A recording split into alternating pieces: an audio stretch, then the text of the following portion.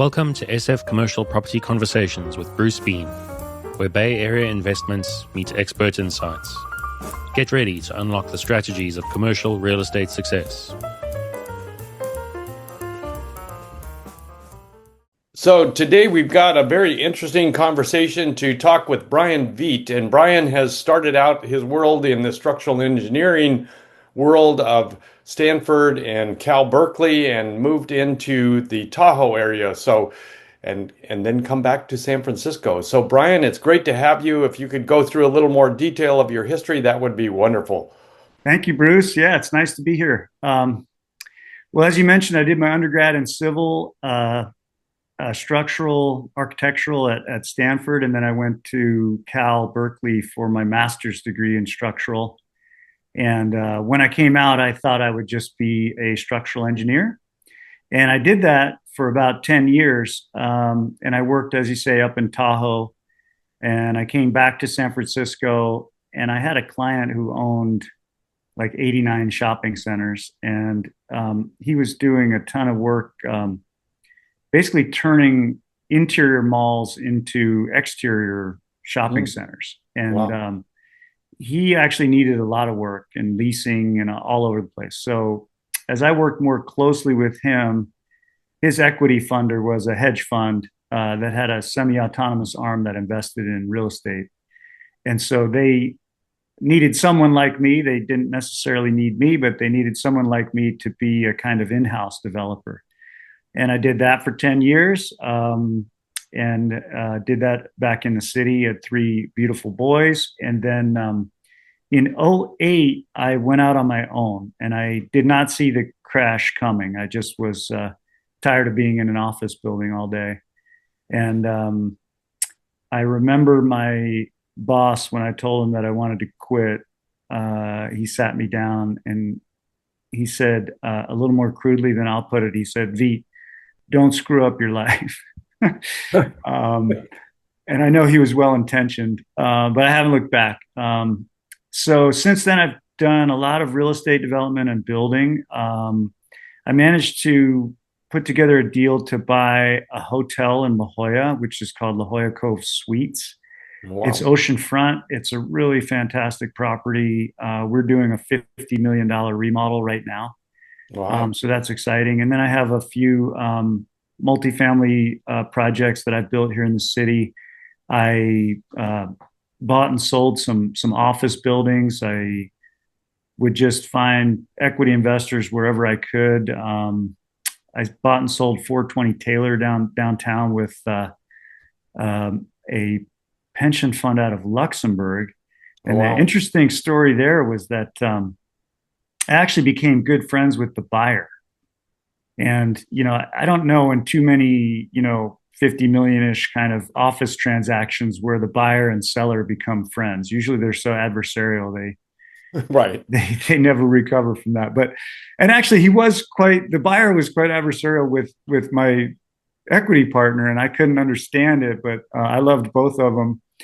And anyway, the buyer has gone on to become a good friend of mine. He comes and stays here, and he owns a lot of real estate in the city. And yeah, it's been really neat. And then I built a few things, and I thought the city needed housing, so I tried to build some lowercase a affordable housing. And that's a supposedly fun thing I'll never do again. The city planning department at that time were just kind of petty sadists, to be honest with you. They couldn't recognize friend from foe. I love to tell people that story. Rich Hillis at the time was very supportive, and they changed their procedure. But, we went before the planning commission, and I used to be a planning commissioner, so I know that they generally don't know anything because I didn't when I was. And some of them suggested that we just simply demo the building, which is not allowed. It's a 12-unit building on an RH2, so we're losing vital housing stock. And by the way, we wanted to add 5 units and only go up to the allowed height limit. So every aspect of our project was 100% code compliant. It was no variances, no conditional use permits, nothing. And the city polled the neighbors to try to get them to protest. No one did. So the city called for discretionary review of their own volition and put us through design hell, and made us actually change the design of the building so that it was like twice as expensive to build, and took us 2 years longer, 2 more years of interest carry on our debt, squarely into COVID and inflation. And then the city wonders why we don't have any affordable housing. Well, that's why. So I'll never try to do the right thing in this city again.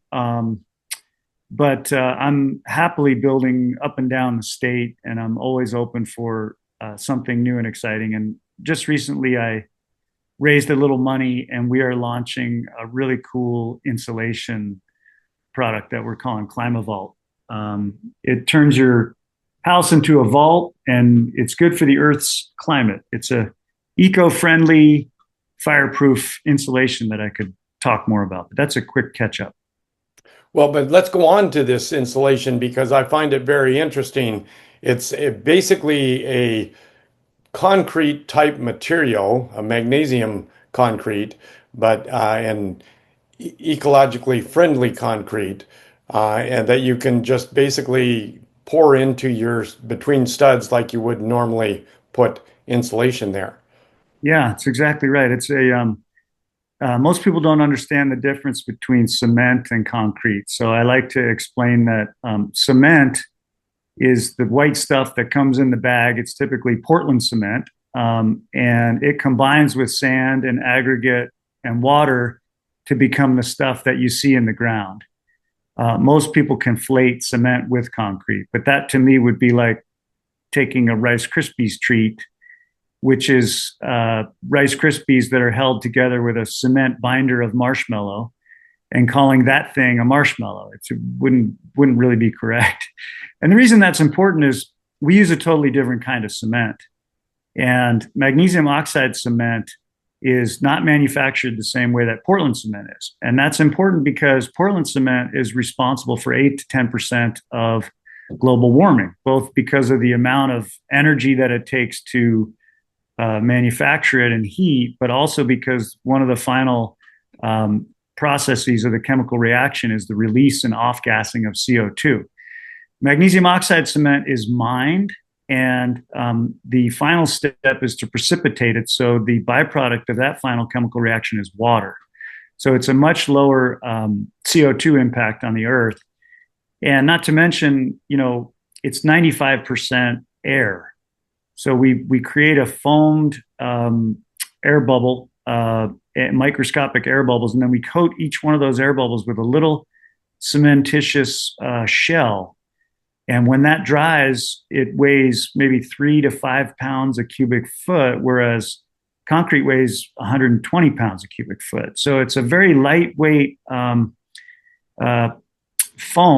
but it's completely it's not expansive. It doesn't shrink. It doesn't expand. If you put your finger in it, you're left with a finger hole. It's not structural at all. So in that respect, it's like a blown-in insulation, but it's much better for the environment than any other insulation, hands down. Maybe you could argue wool would be an equal, but when wool burns, it releases phosgene gas. So this stuff does not burn. Magnesium oxide cements are used in foundries to make the crucibles that melt metal. So magnesium has some tremendous fire properties. So yeah, you pump it into the voids in your building. It could be the walls, floors, roof, ceiling. It's not for external insulation, but it will fill any void. It's great for retrofitting. Most spray foams are not suited to a retrofit. And not only that, but fireproofing existing structures is extremely difficult. You can build new fairly fireproof. You could use clay siding, you could use non-flammable materials, you could use unvented roofs. You can do a lot with your vegetation within the 5-foot, zero zone where you don't want any flammable vegetation.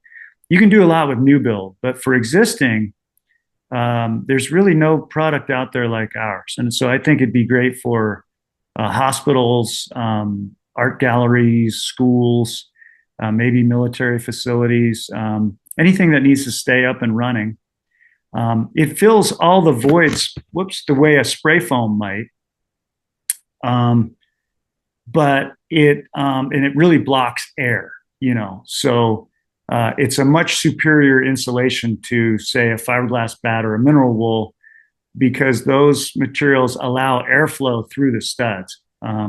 We have a little demonstration video at Clim-A-Vault.com, which will just take 2 minutes, and you can ignore the talking head in the beginning because you've heard it, but it basically just has a little structure that we built, that we burned down, and we show that just simply having Clim-A-Vault in the middle of a very normal 2x4 wall with one layer of drywall on each side basically protects this entire structure from fire. So it's really amazing to see. So I am curious, because it doesn't allow air to get in, that prevents it from actually burning the wood stud in between. Yeah, the stud tends to want to char. I mean, if you can imagine sort of embedding a 2x4 in concrete and then trying to light the edge, if you put a blowtorch on it, it will char. But structure fires are extremely hot. I know from being a contractor, I save cutoffs and put them in the fireplace. And if you've ever used 2x4s to build a fire, it gets really hot because the air to fuel ratio is nearly perfect. It's not like a Yule log where it just kind of burns, brightly for a while. They go up and it gets really hot. In the test that we did, the side of the building that burns reached over 1,600 degrees Fahrenheit. Right across the wall from that, it never exceeded 120 degrees Fahrenheit. Oh, wow. Yeah. So it definitely was. So to retrofit an existing building would be fantastic, I would think. Yeah, and we have done that. I've done some multifamily, and I've done a billionaire's home in Seacliff. We did an NVIDIA guy's house in Paso Robles, and he had like 1,600 acres, this beautiful property, rolling oaks, eagles. I camped out on the property when we did the job, and I woke up one morning in my tent, which is on the roof of my truck, thank God. And I heard a weird sound, Bruce, like I've never heard it in my life. It was kind of like a chuffing sound, like I can't even imitate it, but it's a sound I've never heard before in my life. And I looked out, and it was a mountain lion just walking right past the chair that I'd been sitting in the night before. Oh, so it's very remote. Yeah. And he was turning an old barn into a house. Oh. And he knew that, in that instance, the fire trucks were not going to get there. And if they did, there wouldn't be water in the cisterns. He didn't want to have energy to put the pumps in the pool. He just wanted something that was truly passive, and he wanted the best. And he found us, which was really cool. So that's the kinds of projects we've been doing. And now I've been taking it to like the Berkeley Green Build conference last week. And we're going to the AIA convention in San Diego. And we're busy getting all of the testing that we need done certified. One of the big tests is R value. It has an R value of 3.5 per inch. And I know we can do a lot better than that. We can talk more about R value. And it's completely non-toxic. It has a flame spread rating of 0, which means it just is completely incombustible, non-combustible. It's really exciting to see my kind of career having taken a look at all the different facets of real estate, and now coming back to a more technical kind of structural focused venture is really exciting. And I'd like to believe that, in trying to build housing, I've helped people in putting great quality tenants in office buildings. We're making San Francisco great in buying hotels and fixing them up. We're creating great experiences for guests. Some of the land development I did, worked on, we did Wilder and Orinda. That was 1,600 acres. and only 300 acres were developed. 1,300 acres were put into permanent open space preserve. So I felt at the time, well, if we can put 1,300 acres aside for every 300 we develop, we should be pretty good. Yeah. But all those things, I think, pale in comparison to the amount of good that we can do with this latest venture in terms of saving property and lives. So I'm curious, you're using some AI, or are you using AI in your marketing efforts? Yeah, I'm a newbie to AI. I've been a pretty staunch, I would say, non-social media presence. I don't have Facebook. I have an Insta, but it's really just art photographs. It's not what I had for breakfast, and there's no pictures of me. And so I was very reluctant, but I do have three boys, one of whom is in an AI startup. Oh, wow. And he basically just said, Dad, you're an idiot. You got to look at this. You got to do this. And the first minute I used it, I got it. Yeah. It's absolutely incredible. I mean, this is a fascinating topic. I have continued to read a lot of sort of layman's books on physics since I graduated. And I never envisioned in my lifetime that this would happen. I mean, I go back to the old days of basic programming, and ELIZA was this program that attempted to sound like a human. And interestingly, the first use of that was for a kind of therapist. So ELIZA was this system that this guy created to try to fool people into thinking that maybe the person on the other end of the terminal was human. And that was first proposed by Alan Turing, the guy who proved that computation is substrate independent. You could make a computer out of Tinker Toys, you could make a computer out of electronics, and you could even make a computer out of biometric meat mass like we have. Right, yeah. And so the idea of the Turing test was pure science fiction, but now we have, we can't distinguish videos from the real people, and it's really happening. And the sensibility of the chat is amazing. I have been using it mainly for marketing. Like I dread doing a LinkedIn post. Right, yeah. I did like my first LinkedIn post, I think a few weeks ago maybe, and I just kind of ran what I should say through chat, because and it basically nailed it. It's like, well, here's your product, here's why it's differentiated. You're an engineer, so don't get too deep in what it's made of. Talk about what it does. It was really just a really brilliant magician's assistant. Do you use it? Oh, yeah. No, I agree that it comes up with things that you just don't even think of, and you go, oh, yeah, that's a fantastic combination of things that they put together. So, yeah, no, I love it. Yeah. Luckily, it doesn't have much to say about the chemistry that we're using. It turns out that the chemistry of concrete is still, despite it's being the most ubiquitous material on Earth, right. It's still not really widely understood. And it's still susceptible to, kind of variations. I mean, if I said to you, Bruce, just out of the blue, like, hey, I've got this new construction material, it's really cool. You have to use a lot of the Earth's resources to make it. It contributes 8 to 10% of global warming. If you're 90 minutes away or more from a batch plant where this is made, you have to build your own batch plant on site. And every time you use it, you have to have a special inspector along who takes little cylinders that they're going to then test.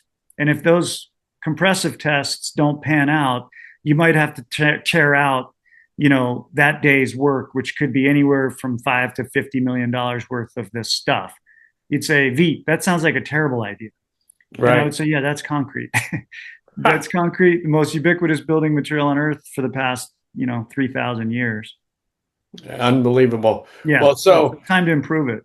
So you're marketing your new concrete to existing buildings and new buildings, and so I think the future probably looks pretty bright for concrete because there's so much fire damage or fire fear in California that this should be a big product for you. That's true. And I think, no matter where you are in the fire tech spectrum, you're only part of the solution. So we understand that. There are a lot of advances in building science. And it's kind of like, when Loma Prieta hit, when the Northridge quake hit, the building codes changed in response to those events. And the building codes are changing yet again right now. So we really think that this is the most propitious time to go. And we've got the pedal to the metal, just trying to get this product out there. It is probably the best single product to retrofit with because you can blow it into the cavity and fills all the voids. It's fireproof because of its inert nature. It's not fireproof because of some chemical retardant like borate or phosphate that gets added to it. It's very unique in that regard. So what do you do in a situation underneath a house where you've got to blow it straight up? What happens there? We would put a polypropylene mesh on the underside of the joists. Oh, okay, and right. Yeah. We have a flexible hose that comes off the pump, and we make a little slit in the fabric, and it doesn't flow like concrete. Concrete will like, if you put a hole at the bottom, it'll all flow out the hole, Oh, right. This Okay. stuff kind of sets right away. It's almost, it's very hard to describe because it's so unique, but it has a foamy kind of, I would say, the consistency of shaving cream, which you can see I don't use anymore. Oh, yeah. Okay. All right. Yeah. So it would stick basically. It's like shaving cream. It doesn't stick, but it doesn't flow. Yeah. Okay. All right. Yeah. So you can blow it into a cavity basically using a small membrane to keep it there. Exactly. Yeah. And then you can come back later and seal that cavity up with whatever you were going to use for sheathing, drywall, whatever it may be. Okay, audience. So, Brian, where can people find you to put this new product into their homes or office buildings or their current structures? Well, thank you, Bruce. I think the best place to start would be Clim-A-Vault.com, Climavault.com. There's a little video there that just takes 2 minutes. It's really powerful. It shows a structure that we did a burn test on. And then we have a lot of references to our testing and our data sheets there. We're going to be at the AIA convention in June. We've been to the International Builders Show, the International Insulation Contractors Show in Orlando. Climavault.com, and then an email to info@climavault.com. I would love to help whoever might have a need for this product. And I think it's really going to help people. Well, I'm going to come back and talk again in 3 to 6 months and see what's happening with Clim-A-Vault and all the new developments that you seem to be working on right now. So I look That would forward be to really that. cool. I would love to do that with you. And I very much enjoyed this session, Bruce. Well, let's keep in touch. I look forward to talking again very soon. That's a wrap on today's journey through the SF commercial real estate scene. Ready to share your story? Visit sfcommercialconversations.com/guest. Your insights could lead the next conversation.